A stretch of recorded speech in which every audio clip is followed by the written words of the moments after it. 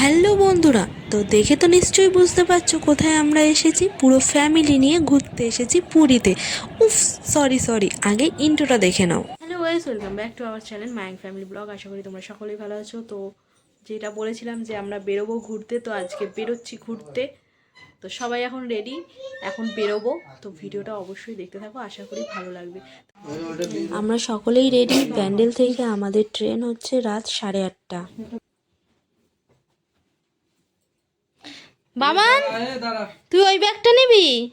তুই এই ব্যাগটা নিবি? পাচ্ছ না? তাহলে কোন ব্যাগটা নেবে?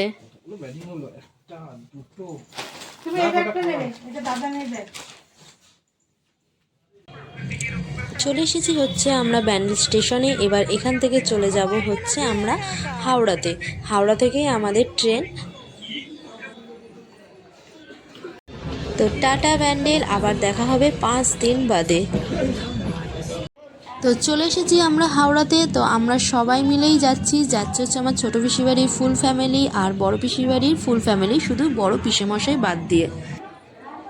আমার বড় পিসি থাকে হচ্ছে হুগলিতে, মানে আমাদের ব্যান্ডেলের একটা স্টেশনের পরে, আর ছোটো পিসি থাকে 2-3টে স্টেশনের পরে, ভদ্রেশ্বর। তো আমরা ভেবেছিলাম সবাই ট্রেনেই মিট করব, তো ট্রেন এত ভিড় ছিল যে আর ট্রেনে মিট করতে পারিনি। তো আমরা দেখো সবাই মিলে ট্রেনে উঠে পড়েছি, কিন্তু ছজন আলাদা আলাদা করে পড়েছি। তো এখানে বাবা মা ছোটো পিসিরা পড়েছে। তো আমরা এখানে এসেছি একটু দেখা করতে। তো এখানে মায়াঙ্ককে সবাই রাগানো হচ্ছে। মায়াঙ্ক ভেবেছে হয়তো আমরা ওকে রেখে দিয়ে চলে যাব।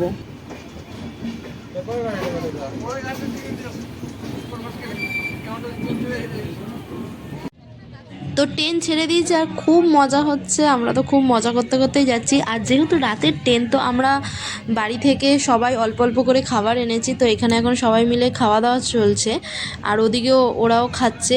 পার্সেল হচ্ছে, শুধু একবার এদিক ওদিক করছি, যেহেতু ট্রেনের ভেতর দিয়ে যাওয়া আসা করা যাচ্ছে। তো খালি একবার এই বগি একবার ওই বগিই করা হচ্ছে। আর এটা হচ্ছে মায়াঙ্কের প্রথম নাইট স্টে করবে ও ট্রেনের মধ্যে। তো খুব একটু টেনশানে ছিলাম যে ঘুমোবে কি ঘুমোবে না। ও প্রায় রাত 2টোর সময় ঘুমিয়েছে, আর এখন বাজে হচ্ছে ভোর 5টা। তো দৃশ্যটা দেখতেই পাচ্ছ, অসাধারণ লাগছে। আর ওই ভোর 5টার সময় ও উঠে পড়েছে। আর রাতের বেলা অনেকবারই উঠেছে, জ্বালাতন করেনি খুব একটা, কিন্তু ও এক্সাইটমেন্ট হয়ে গিয়ে মানে বারবার খালি বলছে এসে গেছে, লাফালাফি করছে ট্রেনের মধ্যে, মানে আনন্দই করেছে। আর বাইরের দৃশ্যটা কিন্তু খুবই সুন্দর লাগছে, সূর্যটা গাছের ফাঁকা দিয়ে টুকি দিচ্ছে। তো এই দৃশ্যটা খুবই ভালো লাগছে। একটু আগে পুরো অন্ধকার ছিল কুয়াশায়, এখনও মানে কিছু কিছু জায়গায় পুরো অন্ধকার কুয়াশা। আর এখানে একটা জিনিস দেখো, এখনও কাশফুল রয়েছে অনেক জায়গায়, এখানে এখনও কাশফুল রয়েছে, তাই আমিও একটু ভিডিও করে নিলাম।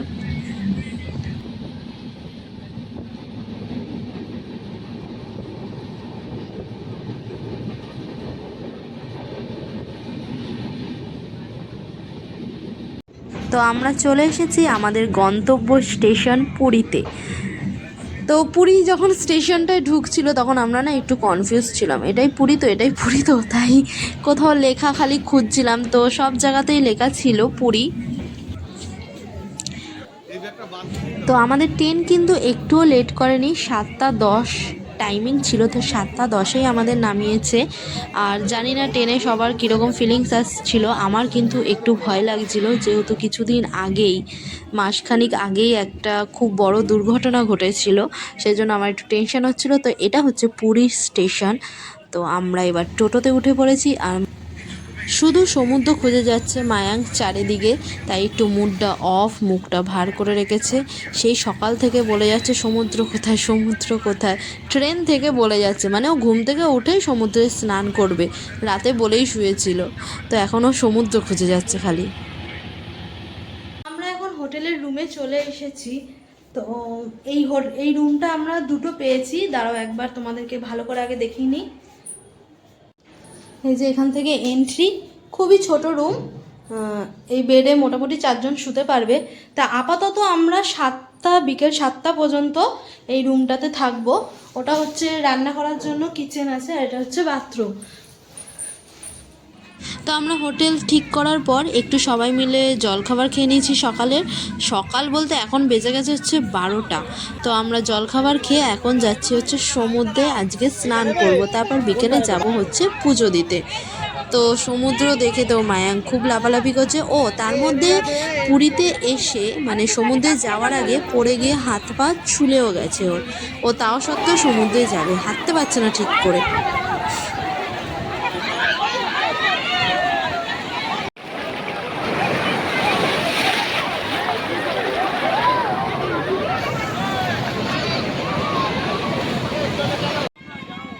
তো আমরা সবাই স্নান করে রেডি হয়ে চলে এসেছি খেতে, কারণ পেটের ভেতর ছুঁচো দৌড়াচ্ছিল। আর এটা ছিল হচ্ছে বাঙালি একটা হোটেল। তো আমরা সবাই ভেজ থালি নিয়েছিলাম। ভেজ থালি আমাদের পড়েছিল হচ্ছে 100 টাকা করে। তো এখানে ছিল হচ্ছে সবজি, একটা আলুর তরকারি, এটা পোস্ত দিয়ে, পোস্ত তো শুধু নামে, পোস্ত ছিল না, আর ডাল ছিল, আর ছিল হচ্ছে তোমার আলু ভাজা। এবার আমরা বিকেলবেলা সবাই রেডি হয়ে যাচ্ছি হচ্ছে পুজো দিতে। তো এখানে এসে কিভাবে টাইম কেটে যাচ্ছে সেটা বুঝতেও পারছি না। আমরা একটুও রেস্টও নিতে পারিনি, তার মধ্যে সন্ধেও হয়ে গেছে।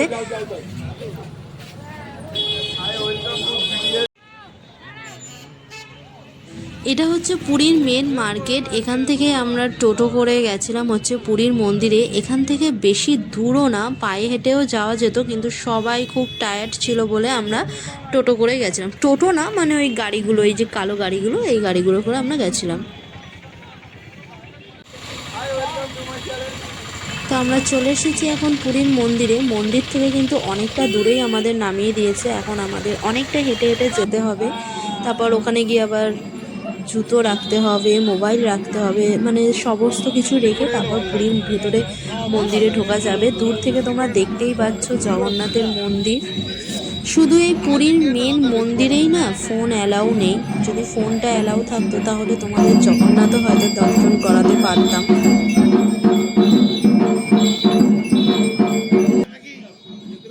তো পুরীর মন্দিরের কিন্তু অনেক রহস্যময় গল্প আছে। তার মধ্যে থেকে আমি একটার প্রমাণ পেয়েছি।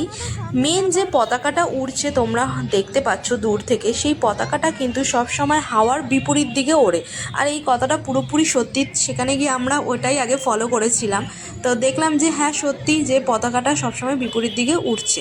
তো আরেকটা কথা বলতে চাই, যারা পুরীর মন্দিরে পুজো দিতে যাবে সন্ধেবেলায়, তো সন্ধেবেলায় যেও না, দেখতেই পাচ্ছ কত ভিড়। আমাদের কিন্তু অনেক লাইন দিতে হয়েছিল, অনেক মানে অনেক। আমরা ঘন্টার পর ঘন্টা কিন্তু লাইন দিয়েছিলাম। তো তোমাদের যদি বিকেলবেলা পুজো দিতে হয় তো তোমরা 9টার সময় যেও, তো ভালোভাবে পুজো দিতে পারবে আর জগন্নাথকে ভালো করে কাছ থেকে দর্শন করতে পারবে। আমরা অনেক দূর থেকে দর্শন করেছিলাম। আর এখন দেখো কতটা ফাঁকা হয়ে গেছে। তো আজকের ব্লগটা আমি এখানেই শেষ করলাম। যদি কিছু ভালো লেগে থাকে তাহলে অবশ্যই একটা লাইক করে দিও। আর যারা নতুন দেখছো তারা প্লিজ একটু চ্যানেলটাকে সাবস্ক্রাইব করে যেও। আর যারা ফেসবুক থেকে দেখছো তারা পেজটাকে অবশ্যই ফলো করে দিও। দেখা হচ্ছে খুব শিগগিরই নেক্সট পার্টে। অবশ্যই কিন্তু সাবস্ক্রাইব করতে ভুলো না। আরও ভালো ভালো ভিডিও তোমাদের জন্য অপেক্ষা করছে।